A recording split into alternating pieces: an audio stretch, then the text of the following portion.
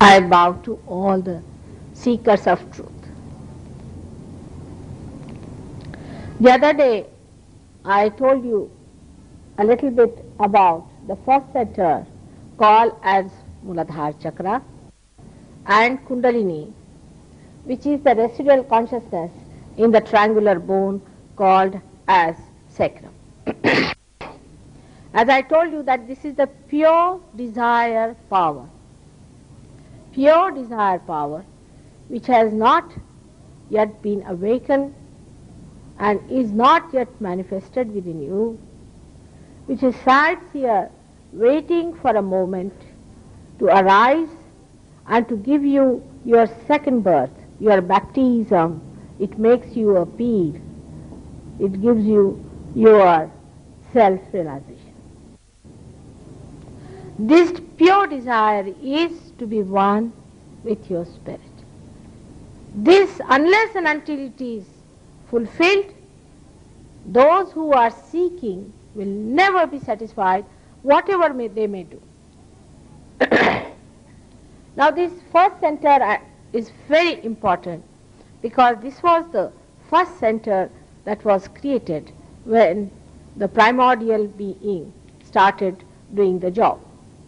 This is the center of innocence, that is holiness. First thing that was created was holiness on this earth. This center is very important in all the human beings because animals have innocence, they have not lost it, while we have a right, or we can say we have a freedom to abandon it. We can do it. We can somehow or other destroy it by our so-called ideas of freedom. Now this center has a power to give us wisdom. Now wisdom is such a word that cannot be explained. Wisdom is the balance between your understanding of what is good and what is bad, where you really understand what is good for you, for your spirit, is wisdom. And when this center is alive and is not destroyed, then you really know what is wisdom is. For example, the person who has got this center very well developed can tell you whether it is the north or the south. Because the magnetism that is in the Mother Earth, this center is made by the element of Mother Earth. So the magnetism that is in the Mother Earth is there present in this center. When the birds fly all the way from Siberia to Australia, they do it with the help of this center because they know whether they are moving northward or southward. They have an innate wisdom to know which way to move, and that's why one should know that this center is also within us, but we have lost our sense of judgment because we have lost that magnetism within us. An innocent person is really like a magnet, and he attracts the people towards himself, just like a flower attracts a bee towards itself. There are some fishes in which they have found actual magnetic field, and in some of them they have even found a regular magnet placed in certain fishes by which they know whether they are going north, south, east or west. This center in us can be destroyed by various ways, as I told you last time. Now if you see from the top there's a blue line coming down. This is the power of our desire, by which we desire, is the emotional side of a human being. When a person neglects his emotional side or does not respect his emotional side, then this center gets lost. It gets very much destroyed.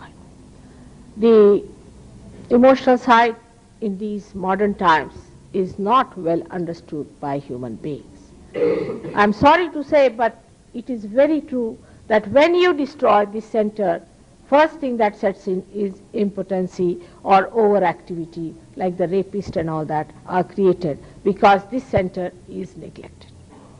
Both things are just the same in the eyes of God. Any extreme is wrong. Now those people who say that you can be enlightened through sex are really, I don't know what to call them. Because she is your mother sitting down there. She is only your mother. She has no other child, and she is holiest of holy. She is the Holy Ghost within you. And if you want to sex on your mother, I don't know if people understand that here. In India it's impossible. We cannot understand this nonsense. So it's the same insult to your mother, like some people try to insult Mother Mary by putting Christ in a very awkward situation with her. It's something like that, we can say, happens when you start talking like this. It's a very great sin to do such a thing to your own mother, which is the Kundalini.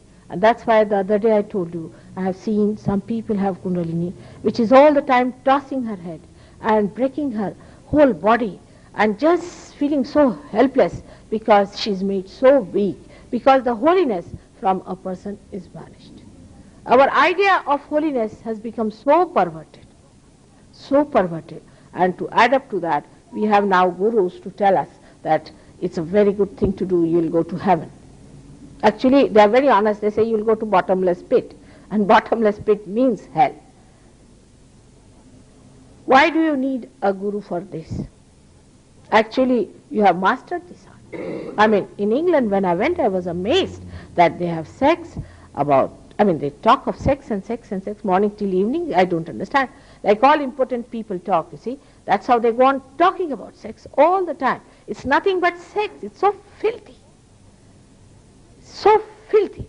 They talk sex with the animals, sex with the children, I don't know what's happening to human beings. How can we that filthy? I wouldn't be surprised after some time we will have our bathrooms inside our drawing rooms. You see, there's something like our privacy.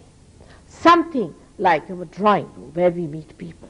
How can you talk of these things and how can you discuss these things which are so private and so sacred? And that's how you lose them or you lose balance over them. This is one of the things that's happening to us because God has given us freedom. We think we can do what we like. But we have lost our wisdom. We have lost. I don't know why this industrial revolution, or I don't know whom to blame, but we have lost our wisdom to understand that these things are injurious. If it is not, logically we can see, why do we develop diseases? With free sex, all the sailors, under law, have to have in every port arrangements for getting injections for all kinds of complications that they have from sex life. Why is it you do not feel healthier with it? You lose all your health, all your charm is gone from your face, you're sunken and you look so horrid. It's a very good sign just now to see how nature reacts to it. So one has to be wise to understand that God has given us this thing to us, not to be insulted, but for us to lead a good, normal, good married life. And not to waste our energies in this kind of thing. But when people start thinking about it, then it's even worse. Then what happens? That this shifts from there, the attention onto the other side, and it goes to the yellow side, goes to the brain. When you start thinking about it, definite it is that you will become impotent. Definite, no doubt, at a very early stage, because it is a spontaneous thing. And when you start thinking about it, when your eye starts roving here and there, be sure your attention is gone to something which is so localized, which is so different, and which takes place only at a time when you are at a certain emotional spontaneity. It's very out of date to talk of these things to people, but if you are not careful about it, you have to find out the statistics of American young people, and you'll be amazed how many of them are suffering from horrible diseases. When I went to America, I found that 9 out of 10 young people who came to me were suffering from these horrible diseases, and most of them were impotent. It's a shocking thing. One has to face it as it is, and not to say, oh, I'm all right, I'm all right. This is not the way to look at things. We have to see to the statistics that are being placed before us and to know that there is something wrong about it. And with your wisdom, you have to reach certain conclusions about it. Now the second center, which I call as a Swadhisthana center, is also a very important center within us. The first center looks after all our excretion. It has got 4 petals. In the same way, in the pelvic plexus, which is manifested by that, which is a gross plexus within us, has also got 4 subplexuses. Now another one that we have is the Swadhisthana center, which is the second center. Second center has got 6 petals, and it supplies or it manifests in the gross, the aortic plexus, which also has got 6 subplexuses. Now this center is very important for us in the modern times. It's extremely important, and I think neglect of this center can create lots of problems. Now this center, if you see, is connected with the brain, and this center is responsible for our action, is the center of our creativity. When we think of the future, when we do any physical work, we use this center for that purpose. And one has to understand that these days we are developing lots of diseases because we have not understood what is the function of this center is. The foremost function of this center is to convert the fat cells for the use of the grey matter in the head. When we think too much, all the time about the future we plan, we go on planning into all details, what happens is that this poor center has to work very hard to produce new cells one after another for the use of your brain. Apart from that, it has to do many other functions. It has to look after your liver, it has to look after your spleen, it has to look after your pancreas, your kidneys, and also uterus among women. If you start thinking too much, all the time thinking, if you cannot stop your thinking, all the time your brain goes on thinking, a sort of a thinking process starts without your control, then poor this center has to work all that, your liver goes out. When your liver goes out, you must know that liver is one of the most important things within us because it nourishes our attention. Chitta. It nourishes our chitta. Now this attention, whenever it is spoiled because there are certain poisons within us. Any. It can be physical poisons, it can be mental poisons, it can be emotional poisons, any kind of poisons there are, especially the physical and the emotional ones, they go to this liver which sorts it out. This is the function of this liver, is to sort it out. But when you are not giving it sufficient energy, you are using it for thinking, then poor this center is left behind. It has no nourishment, nobody looks after it, it becomes sluggish.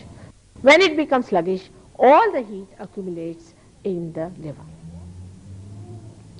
And such a person doesn't get any temperature till he gets cirrhosis and he dies. Now when thinking goes on too much, people get tired of thinking too much. So they think that let's have something that will take us away from thinking, which will give us a kick outside.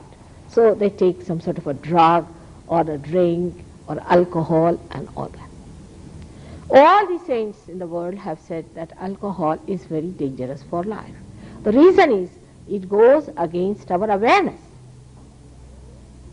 This is a fact. You know that after taking a drink, our awareness becomes blurred or excited. It's not normal. That is the reason they said no. In Sahaja Yoga, I do not say don't do this or don't do that. I only want you to come to Sahaja Yoga, get your realization, and then you will not ask for it. That's a much better way to do it. But why they asked you? For example, if you read Moses has clearly said that these are strong drinks. Very clearly, I don't know if people read that. And they should be avoided. I don't know if the Jews do that. They should not be taken. He's very clearly said it. Abraham said the same thing, that drinks are not good.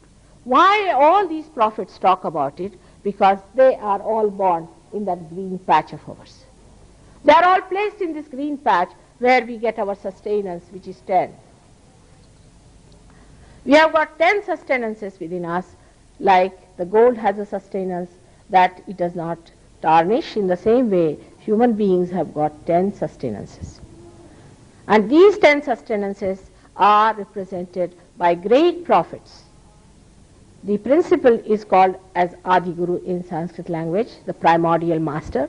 He has incarnated on this earth as Abraham, Moses, as Lao Tse, as Confucius, as Socrates.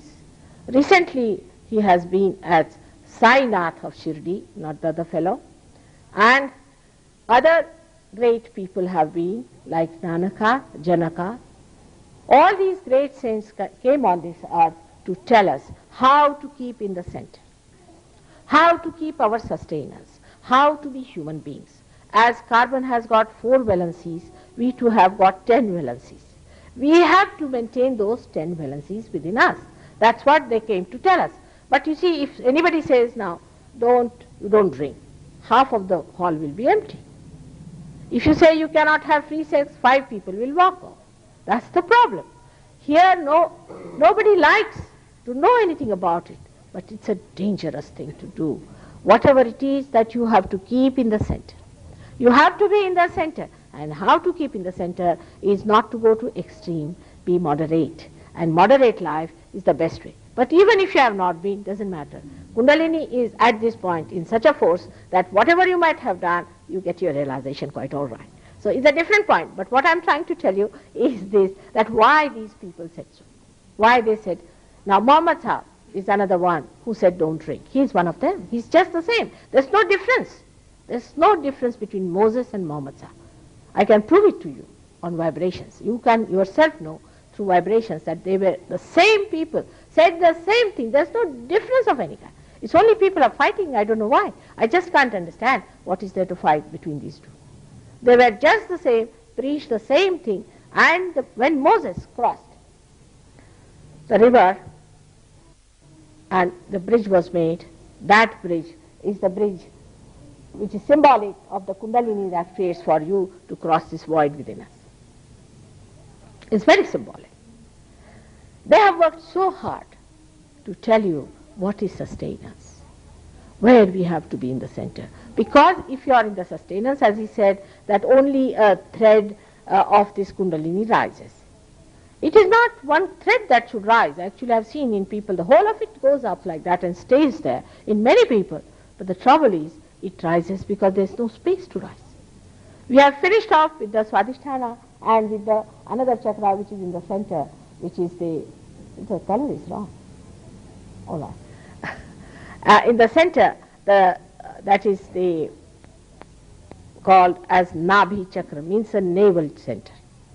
So when you have an obstruction in the center, naturally the Kundalini, though it rises with full force, all the threads fall down, and only one somehow or other goes up and opens up the Sahasrara, thinking that at least if I open up there, then the others, the grace will fall and maybe it will open out more. So this is the problem. That's why they said that you lead a life which is moderate and temperate. And this is what they preach to. Now let us see what happens when we go to extremes. In the center, as you have seen, is the sustenance within us. Now if you try to go beyond this side or that side, what happens? Let us see. Beyond this side is the subconscious. If you go, you enter into the collective subconscious. On the other side, if you move, that is the supraconscious. You enter into collective supraconscious. Now into this side are all the people. On the left side are the people who are still dissatisfied, very sly, sinister, horrible people who are dead, who do not want to take birth and who still want to torture people are still existing there. These are busybodies. They can possess you. They do possess. And on the right hand side there are people like Hitler who are very ambitious, who have died out of their ambitions and things like that, they still exist there. Either you enter into this side or either you enter into that side when you go to extremes and you just get possessed. It's a very dangerous area we are entering into. Recently I was seeing a BBC program and some doctors had discovered a very interesting thing. They said that cancer is triggered, listen to this very carefully, cancer is triggered by some proteins, they call it protein 58, protein 56 or something like that. When these proteins attack us from some unknown areas within us, which are built within us since our creation. What are these areas? I mean, this I've been telling for so many years, is the left side and the right side, the two extremes. Now what do we do when we go to the right side? Right side is the area where you think too much, where you project yourself in the future. Now like that you go on, then you start becoming a person who is more interested in the future than in the present. The center is the present. Now you start projecting your mind into that. When you start projecting your mind too much into that, you start moving into that side. With that, anybody who is an austere person, they think that if you are a very austere person, you lead a life of celibacy and all these nonsensical things, you see. All this is absolutely nonsensical. If you lead a life of celibacy, it's not going to help you at all. On the contrary, such a person becomes an extremely dry personality and ultimately dies of heart attack. And such a person is so hard-headed, so hot-tempered, that you must take a barge pole before you meet such a person. They are so cursing type, I mean so unaware of other people's health or anything, that they can curse anyone. And this is their job, is to curse this one and curse that one and curse that one. They're extremely dry people. They might take to social work in the name of God. Oh, they'll work like hell for the poor. They're thinking they're saving the poor and doing this and that. And while if you see them any other time, you'll be sure that such a person is absolutely burning with fire. They have a horrible liver, very hot temper. There's no sweetness about them. There's no magnetism about them. All the people run away from them. They're like Boy Scouts, you see, sitting on everybody's head. Do this, do that, you haven't done this, what are you doing? They will not sleep themselves and not allow anybody to sleep.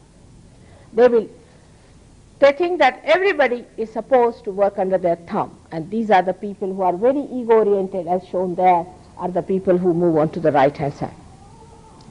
Any austere ideas about religion can take you to this side. And this austerity is very dangerous for human beings because it cuts you off from the whole. Such a person may be entrapped or possessed by some sort of a personality on the right-hand side. I know of a lady who is very well known in India and who's got a big prize and this and that for her social work. I happened to see her first time on an aeroplane when she had no prizes and all that. She came with some sort of an odd stuff with her and she wanted to sit in the front seat. So the air hostess said, I'm sorry, this is reserved for some children who are sick and they have to go by this plane and we can't give you this. And the mother is there. She started fighting with the mother, how many sick have you cured? What do you think of yourself? And this and that. And she was just jumping from here to there and there to there and there to there. And she wouldn't allow the plane to leave. And for half an hour she was fighting to sit down there. And the amount of abuses she used for the air hostess, I was amazed. And she's supposed to be a woman who should be given a peace prize or something like that. I don't know, there was no peace on her face, neither around her, and everybody was so disturbed with the way she was on about it. It was really shocking to see this personality who was so hot-tempered and so meticulous about things. And she was arguing with her, this was my seat, and this was this, and this was that. Thank God, then they got her out, and the plane left the place.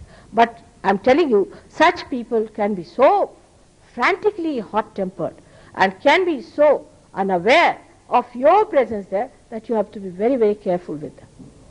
Such people may look to be very, very successful in life, you see, and when they walk they have a upper lip and all sorts of things, you see. But it takes no time for them to realize that it's all tomfoolery going on.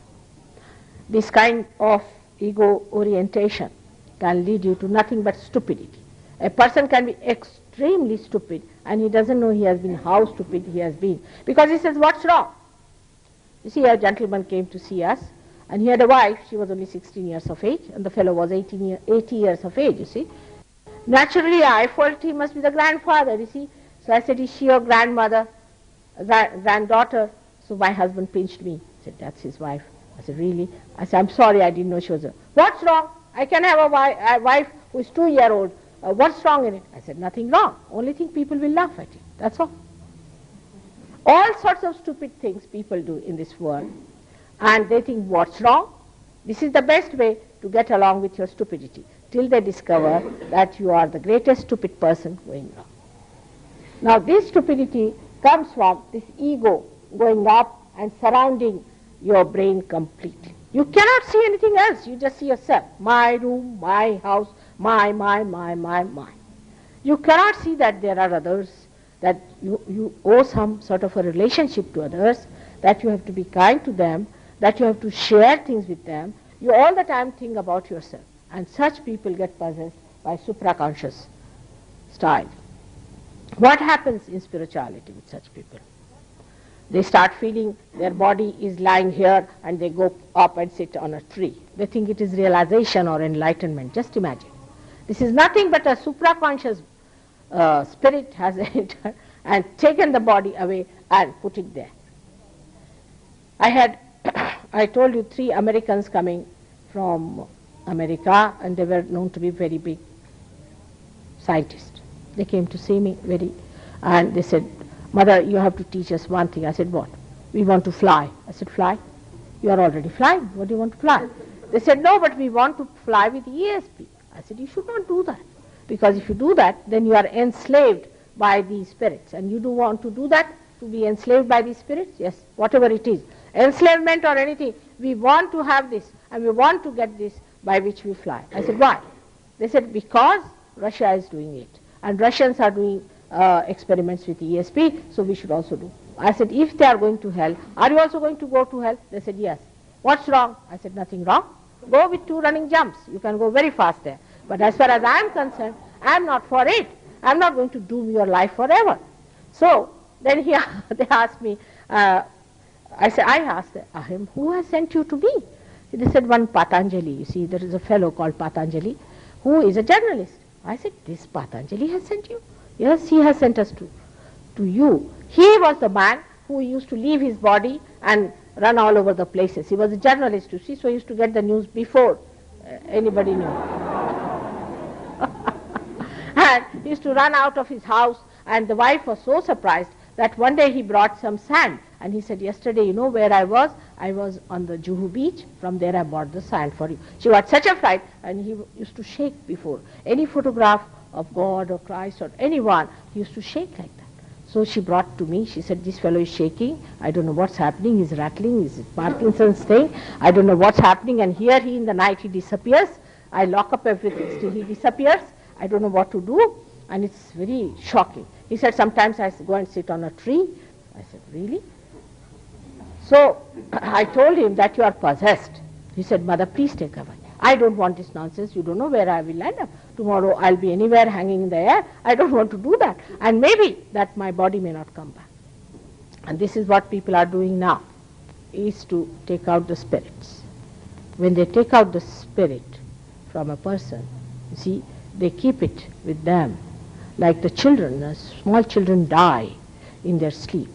If my mother is here and she has a child in America, she says, I want to talk to my child through a medium. It's a very dangerous thing. Never play with these mediums, very dangerous.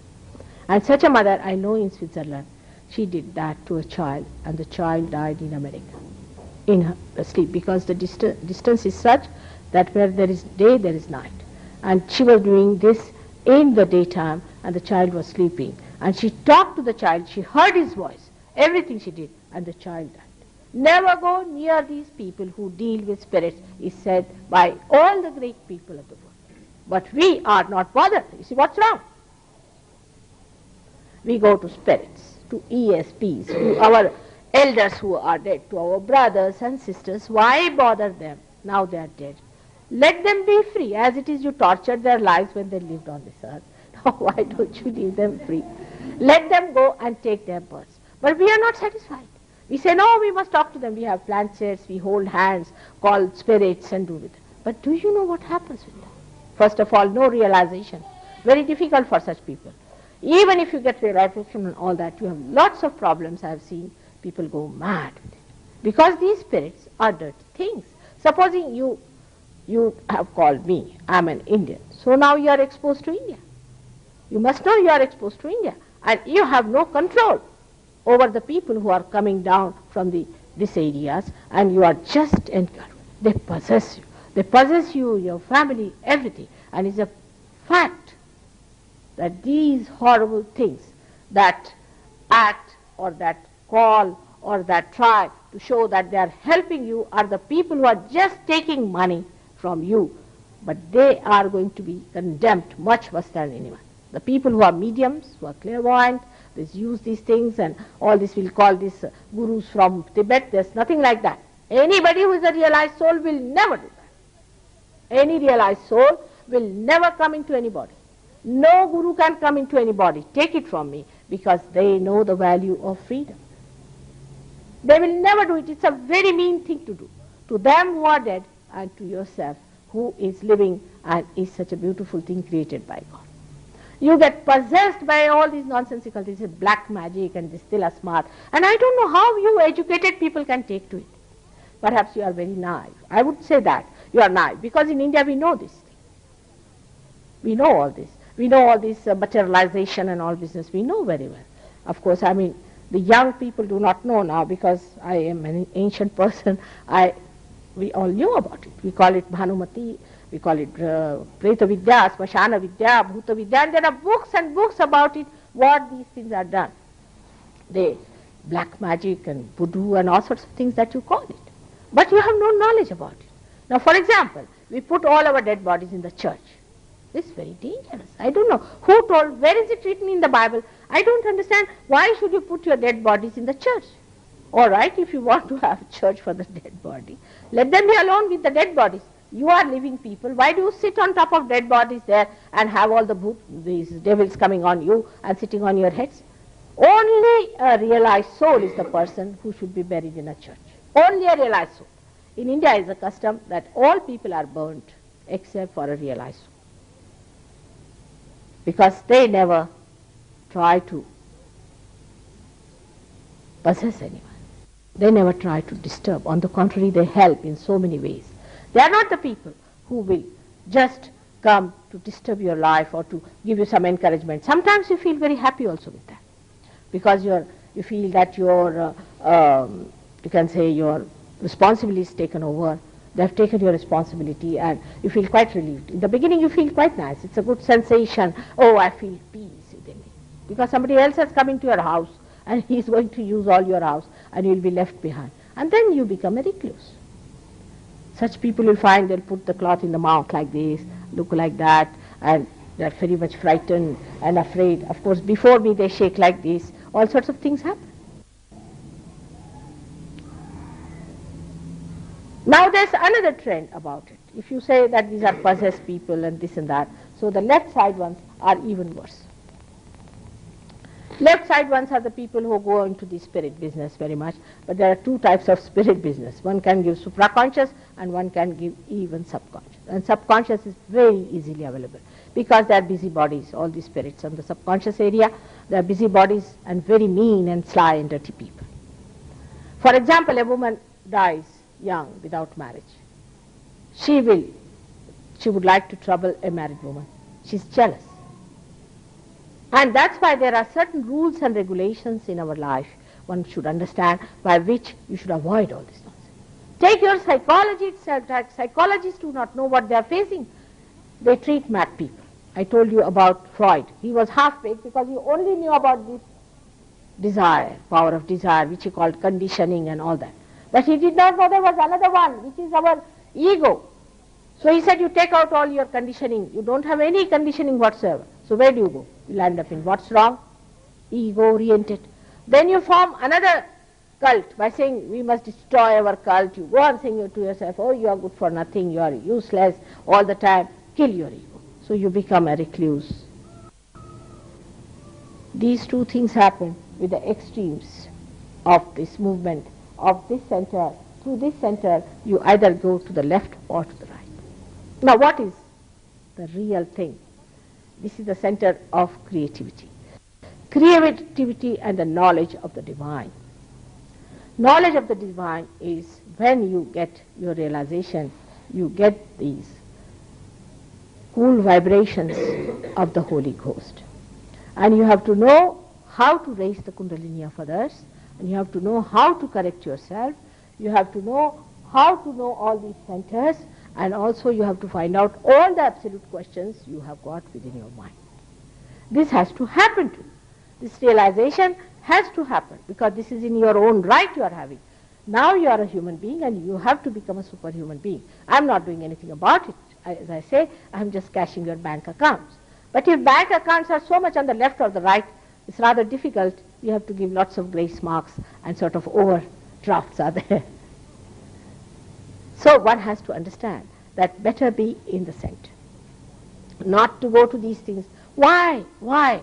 For what? What are you going to gain out of these things? Are you going to go to your spirit? Are you going to become yourself? Why? Just for a little gain here and a little gain there. Why are you going to these horrid people? They will take you to such a horrible extreme that maybe you may not be able to return. In London, I was surprised. There was a doctor whom I knew by relationship, and he came to see me and he said, I've lost all my jobs, everything, because I'm very depressed. I can't work. I don't know what happens to me. I'm extremely depressed. I've lost zest to work. I do not feel anything. I'm just gone case. I'm very depressed. And every time I try to work, I get again depressed. I'm very tired. I asked him, did he go to any one of these tantrikas and these type of places? He said, never. But my grandfather was a tantric. He used to do this black magic business. And now see, the grandson is suffering because of that. Later on, he was cured. We have one Australian here who was a Russian doctor. His grandmother had a habit of taking the child to the cemetery in the early ages of his life. He remembers that very well. And after some time, he became so depressed, he lost his job. I mean, he couldn't work, he used to get a headache and all sorts of things used to happen. And cramps used to come in his hands. When he came to me, he got cured, but it took some time, because in childhood, all the impressions of these spirits was there. So one has to understand how to keep dead away from. You have to be in the present and not in the dead. Whosoever is dead is finished. Have you ever noticed a monkey, if the child of a monkey dies, before the death, the monkey will be shouting and screaming and doing all kinds of things. As soon as the thing dies, it leaves. It's not bothered. You can see with dogs and so many things. It's not bothered about it. It knows it's gone. That's why it is said that when somebody is dead, think of God and you sing songs and things like that, and do not indulge into it too much. But we have forgotten all those things, and the way we do about dead things sometimes, it is so far that actually most of us live, then when doing all this, we live in the pasthood. We live in the past, and such people also see some ghosts and things. And some of them who were like this have seen my past and have been shaking before. They all shake before me, just like this, they go on shaking. They cannot sit straight. They go on shaking like this, they go on shaking like this. All the time their body is shaking, they have no control over their body. So one has to understand that these things are absolutely dangerous for human beings. We are human beings, we are not dead bodies, we are not that. But the worst thing is that those who indulge into these things are caught up by the proteins which doctors have said are nothing but these dead spirits. They are saying proteins because they don't understand. These are the dead spirits. Cancer is caused only by the attack of the dead spirits. I have not come across a single case whom I have treated. I have treated many who has not got the affectation of the spirit. Now in realization, when you get your realization, you catch up on this or this. These are the two Swadisthana which demand. I hope you put your hands like this. You will get your realization as well when I'm talking, just like this. And we both the feet straight on the ground. Like this. Excuse me, could you please turn up the topic? My system is quite low. What's I don't it? know if other people find it hard to hear. Could we turn up the volume to somebody at the back? I'm sorry for that. I've been talking in the papers to students. Lifting the volume a bit higher. It's better now? Sorry for that. You should have told me earlier. You were so silent, I didn't know. Now is it all right?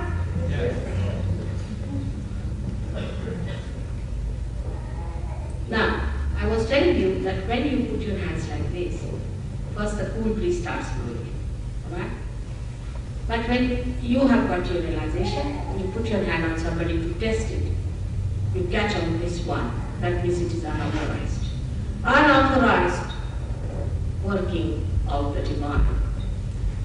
Can be subconscious areas, can be supraconscious, can be psychologist or anyone who catch on this. When you work on your mind, the mind is the one that is the superego there, the blue one is the mind. And when you have somehow or other gone to some person or have had something to do with magic yourself, then you catch on this. This left Swadhisthana report. And when you catch on this, you have to say that you believe in the divine working, in the pure working of the divine. And that's called as Nirmala Vidya. Nirmala means pure. The pure knowledge of the technique, how to raise your Kundalini. When you say that, this gets all right and the spirit sleep. There are many people who have come to me who are blind. Now they say, how by Kundalini you cure back pain? What do you do about it? Nothing. I just give them Kundalini awakening. Then when the Kundalini awakens, when she goes to this center, which is the second center within us, the enlightenment takes place, the deity there of creativity gets awakened. And with the light, this darkness within you just disappears. Just goes away. Epilepsy can be cured. If somebody is suffering from epilepsy, there's a very simple method of curing that person. Extremely simple. When you come next, I will tell you how to get such a person cured. It's very simple. Sahaja Yoga is a spontaneous living method by which you can cure people as a byproduct of Kundalini awakening. It's not that I'm here as a healer and I'm going about giving me $10 for healing. It's not that. It's just when Kundalini gets awakened, you get cured. You get a good health. Because the Kundalini passes through this center which is responsible for your physical side. If your physical side is all right, then your health is all right. But there are other things with you. There's emotional side, there is also you have got your mental side, and also you have got above all is the spiritual. All these things are to be enlightened through Kundalini awakening. The first thing that happens to you, that your health improves. No doubt. All kinds of things like paralysis, cancer, diabetes. Diabetes is curable by Sahaja. This I must explain to you how diabetes is cured. Diabetes is caused by people who think too much again. Who think too much, so the center has to work very hard and it cannot give sufficient attention to the pancreas which is on the left hand side. Because of that, the left hand side becomes frozen and the right hand side is working very hard. Now how do you cure your diabetes? Only way is if you have a realized soul, you give vibrations to the pancreas and give a balance to a person. There's a way of balancing it. If you can balance the thing, people get rid of their diabetes. Arthritis also can be cured. But now I must tell you about the spleen, which is a very important thing in us, and I think every one of you must understand it in full way. Spleen, we do not know how important it is within us. It is the speedometer. It looks after the speed we have. The way we are speeding these days, we move really telescopically. We talk telescopically. We walk telescopically. Even if we are very speedy people. And this speediness comes to us when our spleen has gone crazy. How does the spleen go crazy? It's very simple. Now spleen is there to create new blood corpuscles, red blood corpuscles, to meet all the emergencies you go through. For example, you are eating your food and it's an emergency, you need more RBCs, red blood corpuscles, so this spleen starts emitting more red blood corpuscles. But at the same time, you have the 9 o'clock news and you hear something horrid, another emergency is created. Then suddenly you eat your food and run. Third emergency is created. Poor spleen gets absolutely crazy. It does not know when to produce what blood cells. It doesn't know what to do with you because suddenly you have 3-4 things together. You'll be having your breakfast, putting one foot on the car, you're having your breakfast, talking to somebody that side, hear somebody just saying, get in, and all this going on simultaneously. Poor this spleen doesn't know which way to move. So it becomes crazy. And then the attack comes somehow. And blood cancer is set. Blood cancer is the result of speediness. So one has to be very careful that our spleen must be all right. I'm warning you as a mother. I know these problems, we have cured blood cancer, but it's a horrible disease, and once it gets over, within 1 week they say it finishes. Now we have cured many patients of blood cancer which were declared to be dead after 8 days. You see, that's how they give a certificate. After 8 days or after 1 month. That's the certificate you get in the hospital. You will die. But in Sahaj Yoga, one can try to cure them. They have been cured. And when they went to the doctors, they said, I know it was really remarkable, but we can't believe it was surgery. Even if a doctor is cured, they say, this doctor has gone mad. He's talking like this. How can he? Here they have certified the person is going to die within 8 days. And there he's cured and going strong after 2 years also. They'll say there must be something. They do not want to accept because this challenges their knowledge. But I'm not here to take away their profession. They can have lots of patients. I'm not here to cure them. It's just the seekers who come to me for realization are blessed by divine grace, and they get brilliant. They get cured because they are seekers. They are the men of God. And they have to become the prophets. When they become the prophets, in this era, they have to convert others in the same way, and they will make them prophets. It's said by William Blake about 100 years back. He has described all these things in his book, Milton Will Be Survived. He has gone to such a limit of prophecy that he was such a seer that he has even described where I lived, Surrey Hills. The first beacons will be lit in Surrey Hills, and also he has said where our ashram is going to be in the ruins, because we had no money, so they purchased a ruined place. In the ruins, the foundations will be laid in Lambeth Vale, and there it is, our ashram is. It has come to Lambeth Vale, and here is her loo vibrates the sinew of love. And Lambeth Vale, and he says, this is going to become the Jerusalem. Just imagine, a person 100 years back could see, he was such a seer, and he has written all about it. But human beings are not sensitive to things.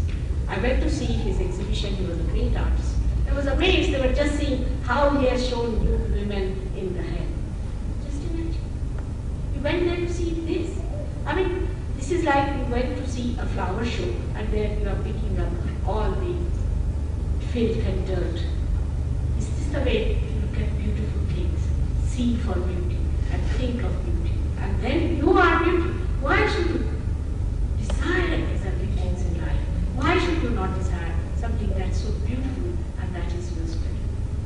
This is the second center I have told you.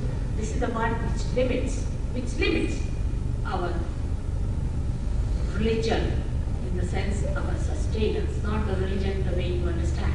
Because all these religions are just like flowers on one living tree, have been plucked by people, and they say, this is mine, this is mine, this is mine. And they have made these flowers very ugly, and such flowers are decaying. The whole attention should be on becoming a spirit. If it is not, the rest of it is not God's work. God's work is just to awaken your living word. Because if he is the living God, he has to do the living. His work is to transform a little cloud into a fruit which you cannot. In the same way, you cannot pulsate the Kundalini, but it will pulsate when you come to Surge Yoga. You will see with your naked eyes the pulsation rising over here, and you can see your baptism taking place. It is written by so many people, and they have said, like Kabir Das has clearly said, we had a great poet called Kabir Das who has described Surge Yoga about 300-400 years back. And we had Shankaracharya who has very clearly said all these things that I am telling you, but this was a knowledge limited to few people. Even Krishna talked to one Arjuna, Christ talked to some multitudes, and they crucified him. Because they couldn't understand what he was talking, what was there to crucify.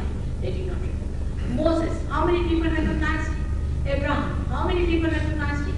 They were never recognized, never understood that was the problem. And this is what one has to understand. That the time, sit down. The time has come now to recognize, to understand, to recognize yourself that you are the spirit, not this body, not this mind, not this ego, but you are the spirit and not the gurus, so-called. The one who does not give you the spiritual realization is not you. It's not you. You must understand, this is the thing of Guru, the primordial master, who tells you to be the center, who tells you all the things that are to be done in the name of religion. In the name of religion, everyone has said the same thing. Now, I don't say anything like that because I know how to handle the situation. We had a doctor in London who was an alcoholic who came to me. He got his realization, and next day he gave it. He just didn't want to have it. He said, no, I'm enjoying myself, I'm not bored, I don't even know what. But he went to Germany, and he said that after 2-3 months, he said, I used to like one wine, let me try how it is. So went and had that one. When he had it, he felt like vomiting. Absolutely, he said it was smelling like a corn put in the water. He never smelled that way before. And he just felt like vomiting. It was very nauseating, and he just gave it up. What happens really is that when you get your awakening, your religion is enlightened within you. Then I don't have to tell you, don't steal, don't talk daily, don't do this. Like my own daughter has a granddaughter. I mean, I have a granddaughter who is a realized soul, 2 children. 2 granddaughters are realized souls. And one of them came later, but she said, grandmother, did you have to read this stupid thing called as moral science? I said, no, why? It's foolish, isn't it? They tell us don't not tell lies, don't steal. Are we servants? Why should we tell lies? Why should they tell us all these things? I don't like it. So the little one says, oh, they are all stupid people. How can they say like this? Why should we do it? There's no temptation. We don't have to say we just have no temptation. You are awake. You are dharmaizing. You sustain us. Like we are human beings. If we have to pass through a dirty lane, then we cannot do it. We feel horrible. We close our noses. We feel the smell of the dirt and the filth. But you take a horse, he already walks very nicely. He's not bothered. He doesn't make the smell. In the same way, your awareness will simplify. Then, whatever is sinful, we don't like it. We just don't like it. Whatever takes you away from spirit, you don't like it. Because you lose your vibrations. Lose your vibration. Now, another center is also very important, which is for our well-being, called as Nabhi chakra, which I'll tell you next time, because already I have told you quite elaborately. Moreover, I would like to have questions from you today also. But like last time, don't go on asking questions and the same person asking. One person should ask only one question and a sensible question. Because you are seekers, don't waste your time and don't waste time of others. Right? Thank you very much.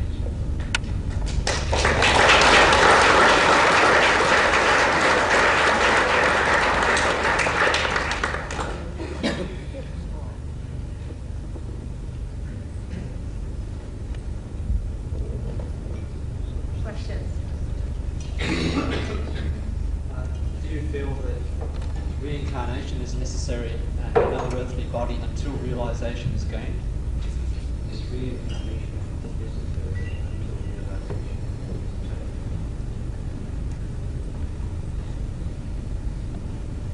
That is again you are thinking about the past. You see, why to worry? You have reincarnated many times. no doubt about it. But now this is the point. At this point, where are you? There's no need to have reincarnations. Who is going to count from amoeba to this stage, how many times you incarnated, God alone knows. Okay, at this time you have to have your spirit enlightened. Alright? Forget about the past. Just forget it. And then we start thinking, especially in India, they'll ask me, was I a king? Was I this? Was I that? I said, I'm not bothered about the history. There was a boy, very scholarly. He came and asked me, Mother, was I Napoleon last life? I said, why? He said, even if I was, don't tell me, otherwise I'll jump in the sea. I said, no, why? Well, what makes you think that?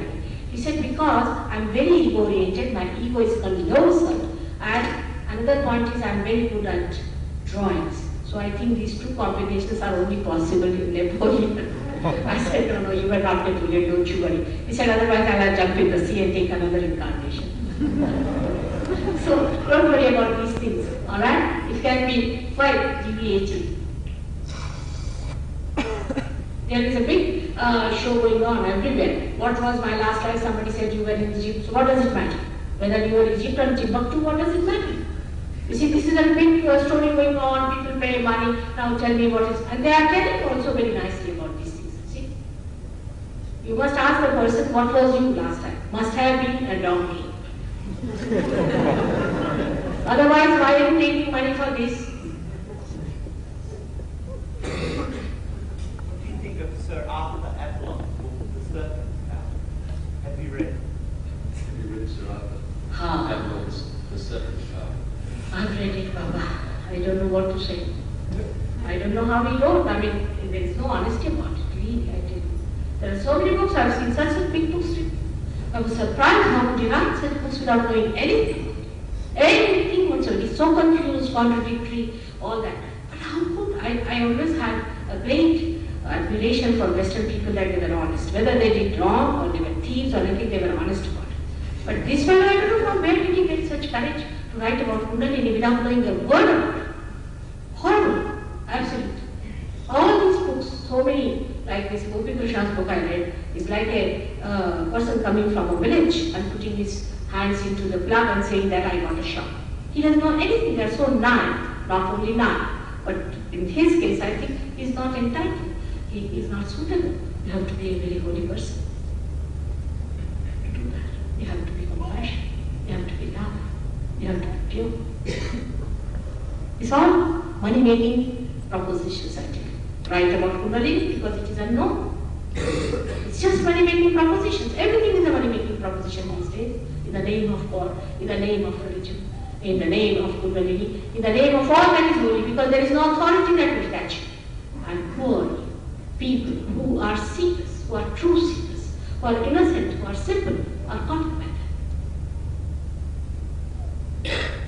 If you have read too many books, I'll have a problem with you. I must tell you. First of all, you have to throw all these books in the sea. Because all the books are in your head and you are lost. Yourself is lost.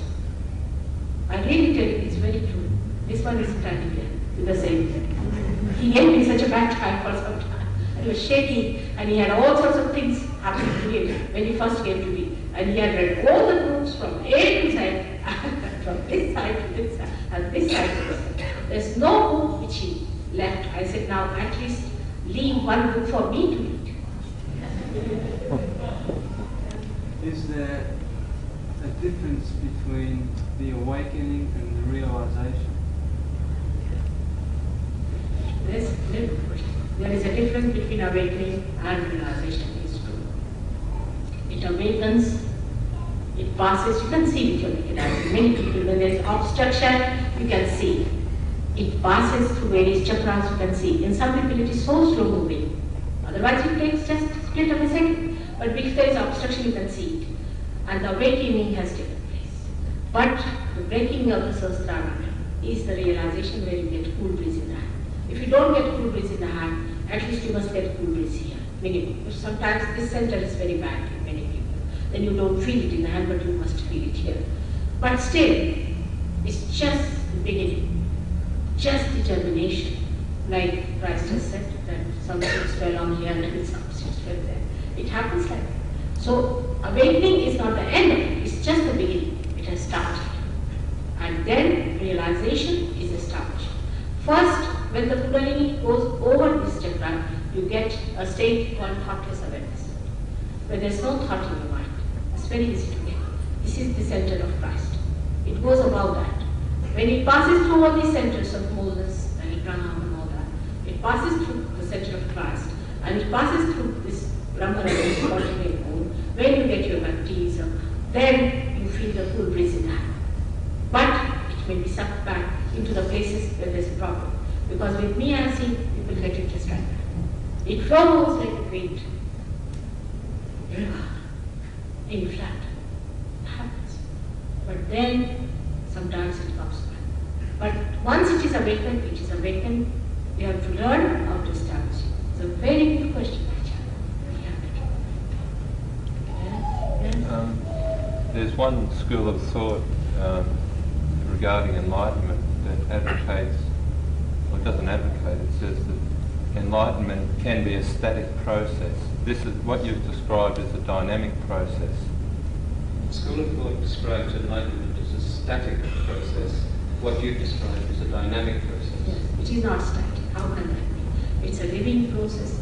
You see, you become collectively conscious. You become that. You see, you become really dynamic because your awareness has a new dimension. You become collectively conscious. You start feeling another personality. You start feeling yourself. You start getting the power how to raise the Kundalini. You don't know how many powers you get. It's like this, that you have, say, a big, huge chest. Now, if I say there is music here, song here, drama here, we say, well, we can't see anything. You bring a television and put it to the base. You see the mirror. That's what you are. You are really dynamically. Dynamic is not the word. There's no word to describe how you are made. It's so beautifully done. Once you are put to the mains, all your power starts flowing. There's no end to it. It's so miraculous, so wonderful. I wish you could see one of my photographs that they have taken, which you will not be able to explain. I think next time I'll bring it along. You become so dynamic. A person, if you have seen my book, Advent, is a person, very ordinary person. He was a gardener. He got his realization. And he had never handled a camera, or he did not know how to handle a camera. He once took a camera and took my photograph. And that is such a wonderful photograph he has taken. And since then he discovered he can take photographs very well, he can paint very well, he can sing very well, and you become really so dynamic and inexhaustible. Oh, but still, human beings, as they are get caught up with the ego, caught up with the super ego, so you must know how to get rid of it. And I must say, Mohammed Sahib is the one who has told us lots of things, lots of secrets, how to get rid of these things. They are all have added to the knowledge of Sahaja Yoga to such an extent that really we should have gratitude for all of them.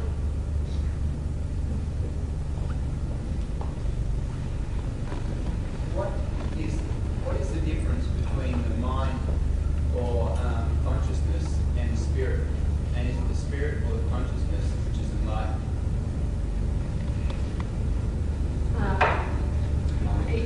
You see, this subject I'll be discussing later on at length, alright?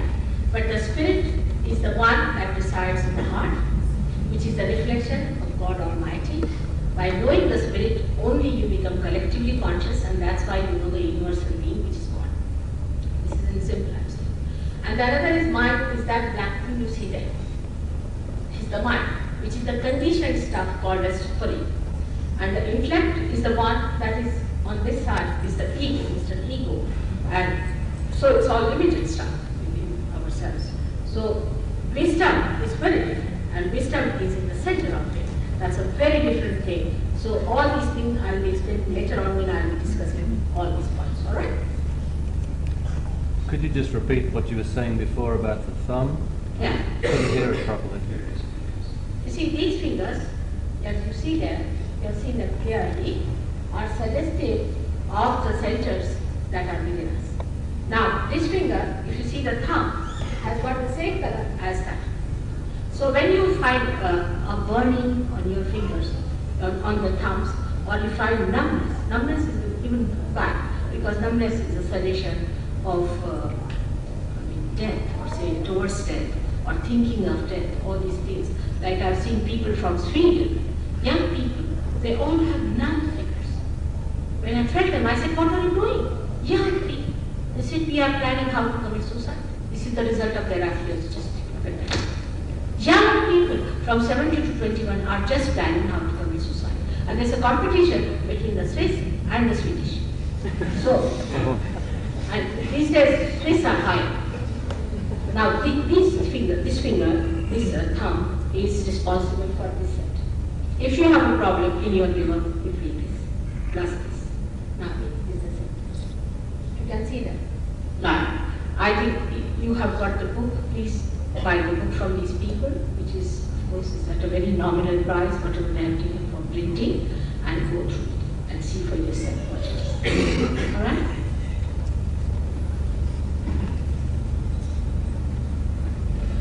How come, after so many prophets, after so many years of history, and also civilizations prehistory, that they wrote in such prose and such poetry that the truth is so obscure that it's hard to understand and it hasn't really come through in force?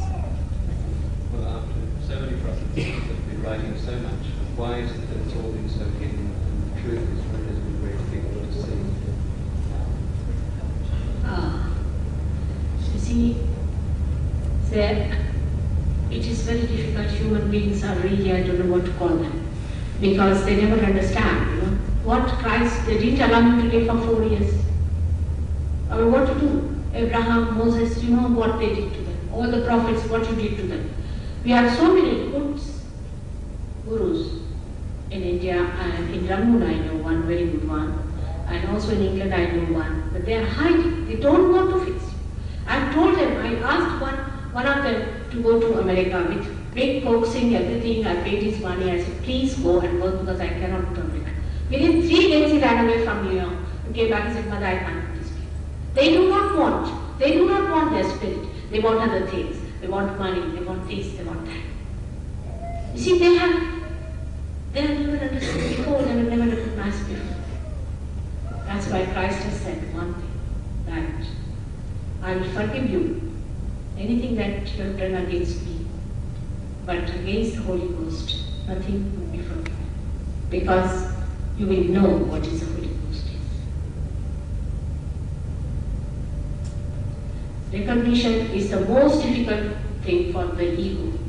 You see, there was a lady today, she said, why should you do it? I said, I'll be very happy if you can do it. Imagine, I'm a happily married woman, I've got my children and grandchildren. If somebody could do it, I'll be very happy. Why don't you do it? Why do you feel your ego challenged? You better do it. I don't know anything, many things I don't know. Like, I can drive, I cannot do many things, but I don't feel bad about it. Now I know this job. If I'm doing it free, what's the harm? Now, if you can do it, I'll be very happy to retire. She said, I don't know. Then I said, let me do it. Let me work, you know, that I have to do. But you can do it yourself, but first of all, get enlightened. If the mother knows how to cook, let her cook. It's a terrible job. Every night you sleep at 1 o'clock, 2 o'clock, get up about 4 o'clock, work like a, I don't know what. And in the end you find people challenging you, why should you do it? Oh, there are all kinds of people in England. Somebody asked me, why don't you remove the poverty of India? Just imagine. I said, no, I'm not here to remove poverty or anything. I'm here to give self-realization. I said, but I'm sorry, why do you ask such a question to me? Because who is responsible for our poverty in India? Who is? I shouldn't say that. I'm sitting here in England on your soil. Who is responsible for the poverty of India? Such a question you are asking me, you please answer. 300 years they ruled us. And now he's teaching me that I should go and remove the poverty of India. Just think of it. The second question comes up. A great learned man, you see. He says that, what about your population problem? Why don't you solve it? I said, I'm sorry, you are also responsible for that. He said, how? How do we increase your population? I said, you do. He said, how? It's very simple. In this country of yours, this great country of yours, every week 2 children are killed by the parents. Legitimate children are killed by the parents. Now, which fool would like to take part in this country of yours? We have to bear the loss because you don't have good parents, good mothers. Mothers are becoming liberated, husbands are becoming abandoned. Now, who would like to take birth and you are having minus growth. So who should bear the growth? Because last judgment has started, people are taking their birth. We have to bear the load in India and you are blaming us for overpopulation. What should they do? It's a fact, I tell you, it's a fact. If you don't have good families, if you don't have love, don't have good homes, why should children be born to you? Will you be born to a family where the father is a drunkard and mother is, what do you call it, liberated?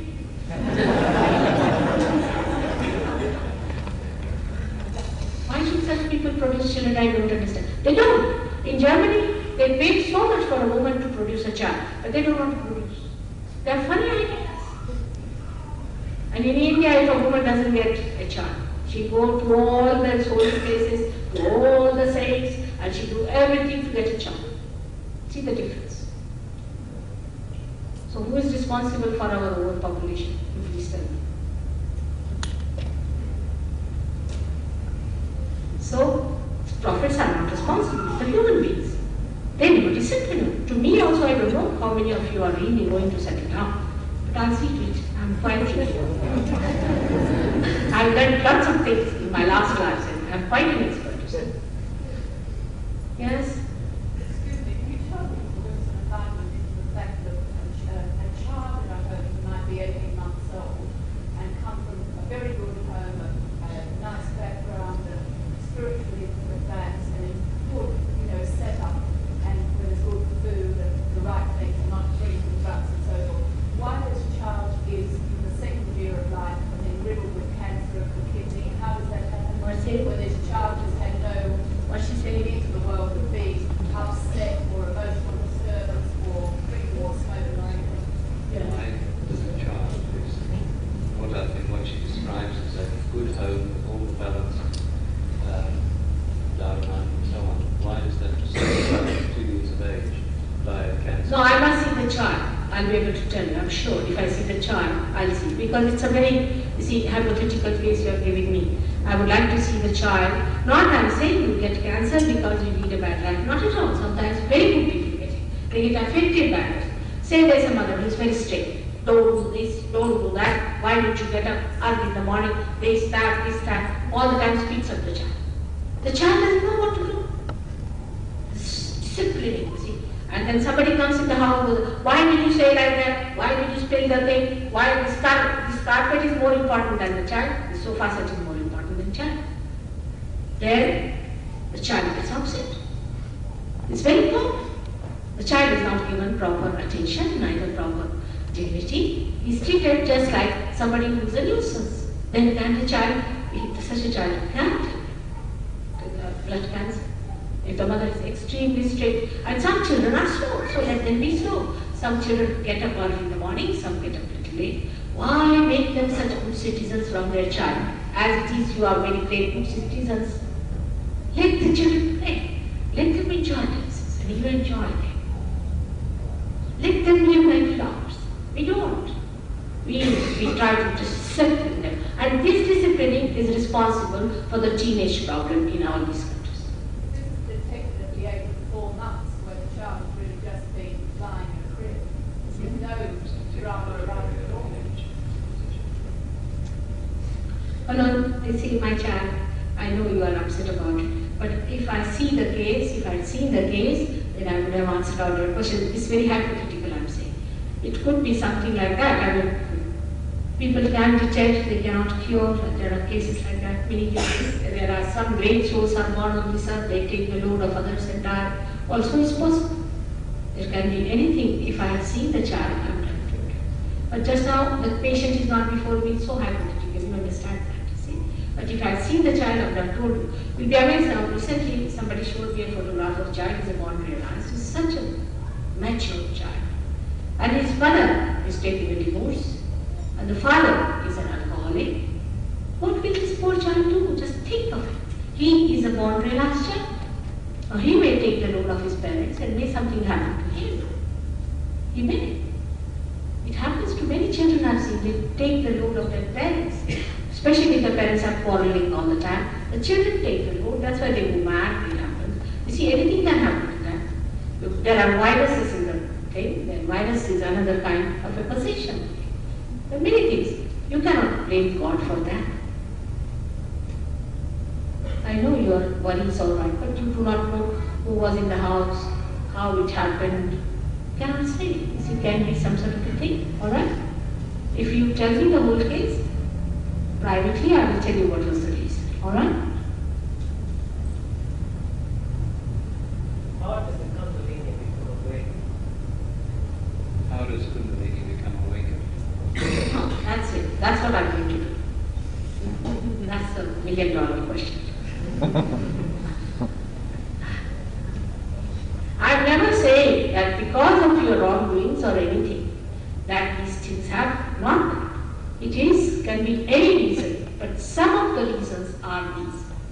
You see, a person can die of starvation because of the social problem. Somebody can die of something. There can be something, you put the child in the say sun, he can get a sunstroke. If you put him in the cold, he may die. Or anything can happen. Not that you all have to die, or also, that's also definite. But the diseases, it's another way of logic. It's the why you get certain diseases. It's not entirely this. There are other reasons also. But mostly these are the reasons. See, this is a logical way of looking at things. Not that you are bad people, not at all. On the contrary, you are people whom God loves very much. But you must know, if you make a mistake, say if you even put hot water on your hand, it will burn. It has a capacity to burn, it will burn your hand. In the same way, if you make some mistakes unknowingly because of your naive understanding of a subject, it will happen. It happens like that, many a times. What happens if one of the chakras are damaged by accident, if you have a severe accident of some sort and a spinal injury takes place? Can enlightenment still take place? It has a problem if it is damaged, but still I have seen it. Sahaja Yoga, we have people who were spastic and who had get backbones, who had broken backbones. They became straight and they started. Yesterday only we had a case like that. There was a gentleman who used to use a stick when he walked from childhood. He was limping. He could not walk without a support. Now he walks without a support. He doesn't drag his leg. He can stand on his leg. So it can happen still. So even if it is damaged, you shouldn't worry. We have to work it out. Alright? Krishna has said, Karma Nevadikaraste Parishu Makadaji. Means you have to do the job. You have to work it out. Don't worry about the fruits. That's my attitude is, if I do not do it, you are not going to hit me hard. If I cannot do it, I just cannot do it. I'm not here selling anything, nor have I taken anything from you. I'll try and try and try. That's all I can say. Alright? It's quite fair. What else? Do you use a different healing process for different illnesses, or is it the same process? Do you use a different healing process for different illnesses, or is it the same process? No, Kundalini awakening is the basic thing, alright? But it passes through various chakras. And how to awaken various chakras and deities, we have to tell you how to do it. And that's what you have to learn. And certain things like vibrated water and vibrated things are given to you to eat. For example, liver, people should eat sugar, which is sugar cane sugar, and that is vibrated. Then the diabetes people have to eat salt, which is vibrated. Some things like that also help to expedite. So there are some few things like that, very simple and very cheap. Once I asked a lady that you bring 1 kilo of sugar, and she was surprised that she thought I was going to take from the sugar and open a market of sugar. So you have to vibrate the sugar, and when you take the sugar home, you can eat it. That's it. It's very simple. We'll tell you all very, very simple methods. I would request you to keep the Sunday free. I will definitely make myself available for you, and I will tell you how to raise the Kundalini, and how to give realization, and how to heal people. But we are not healers here. We are realized souls.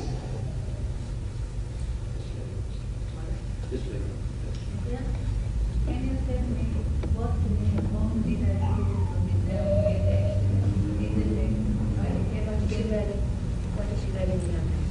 I had an accident. What very, what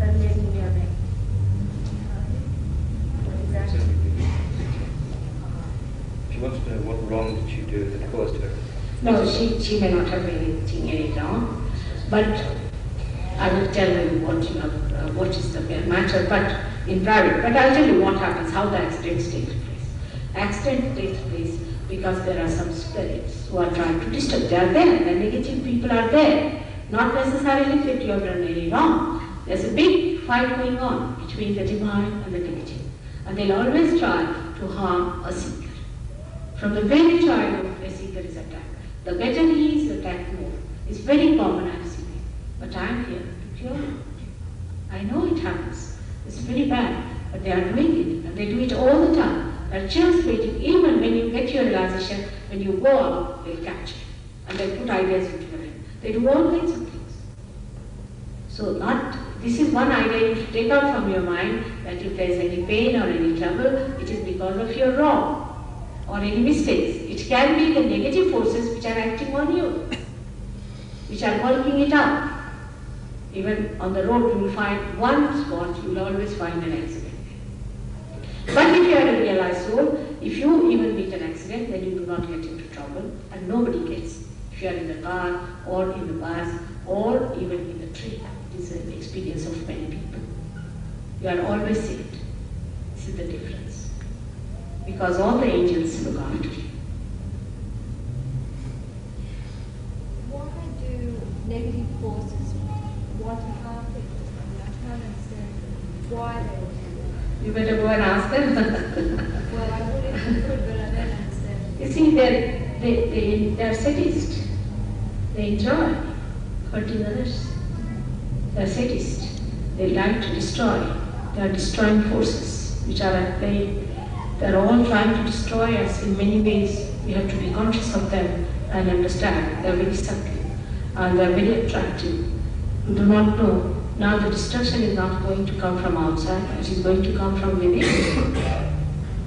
One has to understand all these things through Sahaja Yoga. When you have light, you start seeing them, how they act and how they work it out. How should we protect ourselves from that? How should they protect themselves from this? Yes, that is very important, and that's why I'm saying you must come where he's saying we'll teach you everything. So many things are to be taught, isn't it? How to protect, that's very important. Very important. You are to be protected, no doubt. Now, is it over? I think we have had enough of it. Let's have the Kundalini awakening, alright? Just you have to take out your shoes because you see Mataji also helps us.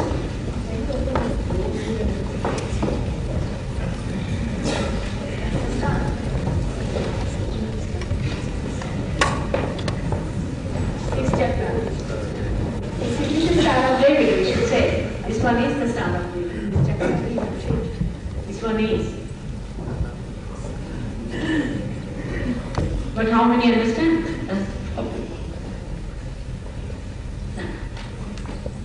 Now, please put your hands towards me, just like this. Now, don't worry about